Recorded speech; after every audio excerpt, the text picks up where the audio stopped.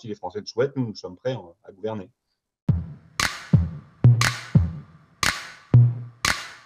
Dans 3 semaines, le risque, c'est que l'extrême droite gouverne le pays.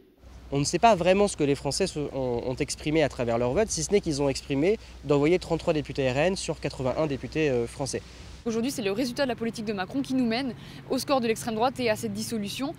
On ne peut pas dire d'un côté, quand on est président de la République, je veux faire une campagne sur l'Europe, et de l'autre, tout écraser en lançant la dissolution de l'Assemblée nationale comme ça. Emmanuel Macron est habitué à décider seul. Il n'écoute que lui-même. Ce qu'il aurait dû d'abord faire, c'est demander à son Premier ministre de remettre sa démission. On voit bien qu'il n'a écouté personne, que sa garde rapprochée était à peine au courant. Donc il décide tout seul. Et je crois que c'est très dangereux de laisser quelqu'un décider seul ainsi. Nous verrons bien les résultats dans les urnes le 30 juin et le 7 juillet prochain. Pour répondre à cette question, est-ce que vous voulez toujours de la majorité présidentielle pour gouverner ce pays ? Il va falloir que les électeurs fassent leur choix, il va falloir qu'ils se mobilisent, qu'ils se rendent aux urnes. On a vu encore hier une abstention qui était quand même haute.